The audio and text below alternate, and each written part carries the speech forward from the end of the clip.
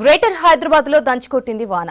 సిటీలో పలు ప్రాంతాల్లో ఈదురుగాలులతో కురిసిన వర్షానికి లోతట్టు ప్రాంతాలు జలమయమయ్యాయి.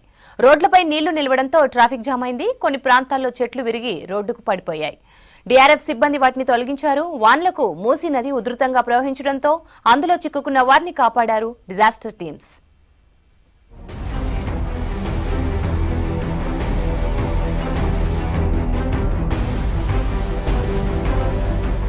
హైదరాబాద్ వర్షాలపై సమీక్షించారు ముఖ్యమంత్రి రేవంత్ రెడ్డి. అధికారులంతా అప్రమత్తంగా ఉండాలని సూచించారు. ప్రజలు ఎక్కడా ఇబ్బంది పడకుండా జాగ్రత్తలు తీసుకోవాలన్నారు. ఎప్పటికప్పుడు పరిస్థితిని సమీక్షించాలని సీఎస్ శాంతికుమారికి ఆదేశాలు జారీ చేశారు. జలమయమైన కాలనీలకు వెంటనే అధికారులు వెళ్లి సహాయక చర్యలు చేపట్టాలన్నారు.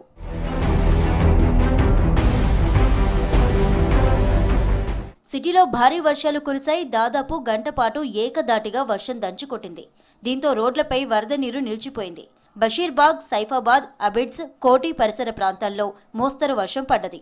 ఉరుముల మెరుపులు, ఈదురుగాళ్లతో కూడిన వాన కురిసింది. ఎల్బీనగర్, మలక్పేట్, దిల్సుఖ్ నగర్, లకడీకపుల్, మాసబ్ ట్యాంక్, మెహదీపట్నం ఏరియాల్లో ఫుల్ ట్రాఫిక్ జామ్ అయింది. అటు బేగంపేట, అమీర్పేటలో కూడా ట్రాఫిక్ లో చిక్కుకున్నారు వాహనదారులు.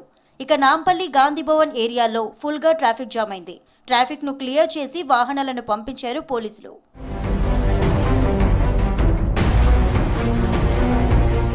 మూసీ ఉధృతిలో ఇద్దరు కూలీలు చిక్కుకున్నారు. చైతన్యపురి, మూసీ మధ్యలో ఉన్న శివాలయం దగ్గర నిర్మాణం పనులు చేస్తున్నారు. సిటీలో కురిసిన వర్షాలకు ఒక్కసారిగా మూసీ ప్రవాహం పెరిగింది. దీంతో అక్కడే ఉండిపోయారు ఇద్దరు కూలీలు.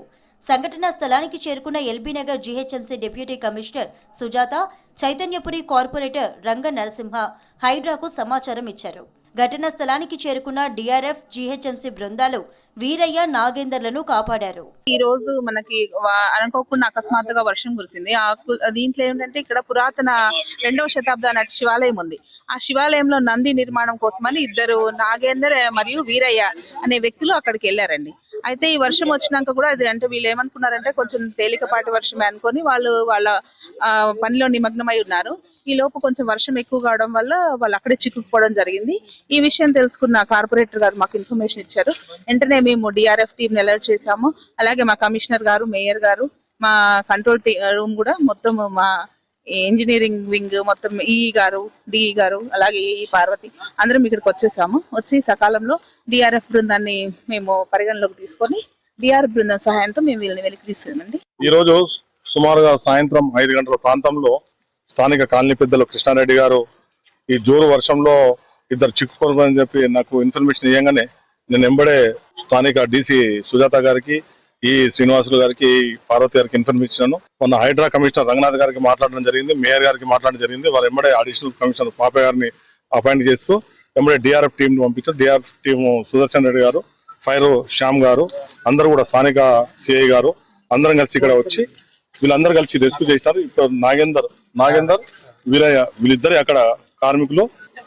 శతాబ్దం కింది గుడిని మరమ్మతుల నిమిత్తం అక్కడ పోయినారు.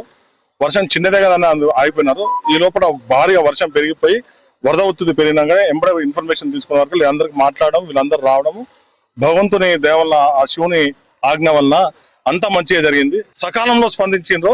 ఇది స్పందించినందుకు వాళ్ళు వచ్చి వాళ్ళందరూ రెస్క్యూ చేసి తీసుకొచ్చినందుకు వాళ్ళందరికీ కూడా పేరున ప్రతి ఒక్కరికి కూడా థ్యాంక్స్ చెప్తున్నాను. హైదరాబాద్ పాత బస్తీలో భారీ వర్షం కురిసింది. దీంతో చారిత్రాత్మక కట్టడం చార్మినార్ నుంచి పెచ్చులూడిపడ్డాయి.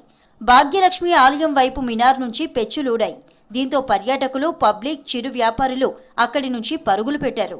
సమాచారం అందుకున్న పోలీసులు ఘటనా స్థలానికి చేరుకొని పరిస్థితిని సమీక్షించారు. గతంలోనూ పెచ్చులూడితే మరమ్మతులు చేయించారు అధికారులు.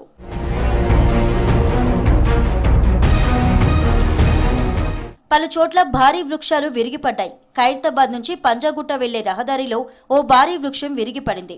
దీంతో కిలోమీటర్ల మేర ట్రాఫిక్ జామ్ అయింది. చెట్టు కింద పార్క్ చేసిన కారు ధ్వంసమైంది.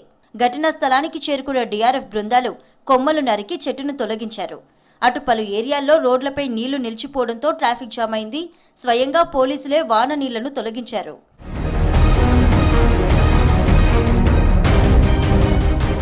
మలక్పేట రైల్వే బ్రిడ్జి కింద భారీగా వరద నీరు నిలిచింది. దీంతో ఆర్టీసీ బస్సు చిక్కుకుంది. వరద నీరు నిలిచిపోవడంతో వాహనాలు ఎక్కడికక్కడే ఆగిపోయాయి. భారీగా ట్రాఫిక్ జామ్ అయింది. ఘటనా స్థలానికి చేరుకున్న డిజాస్టర్ రెస్పాన్స్ ఫోర్స్ టీం నీళ్లను క్లియర్ చేసింది.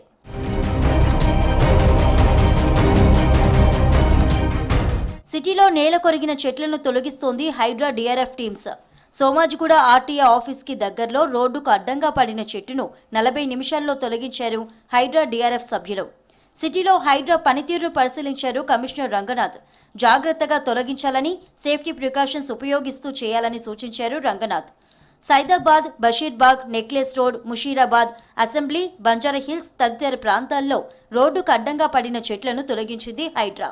ఓల్డ్ అల్వాల్, ఎల్బీ నగర్, బేగంపేట, మాదాపూర్, మెహదీపట్నంలోని ఎన్ఎండిసి దగ్గర మోకాళ్లకు పైగా నిలిచిన వరద నీటిని తొలగించారు డిఆర్ఎఫ్ బృందాలు.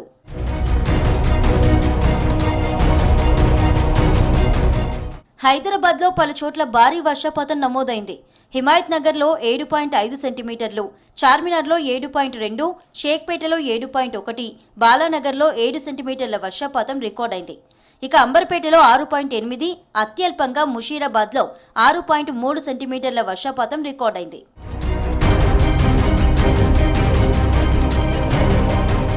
రాబోయే 4 రోజులు ఉష్ణోగ్రతలు భారీగా తగ్గే ఛాన్స్ ఉందన్నారు వెదర్ ఆఫీసర్స్.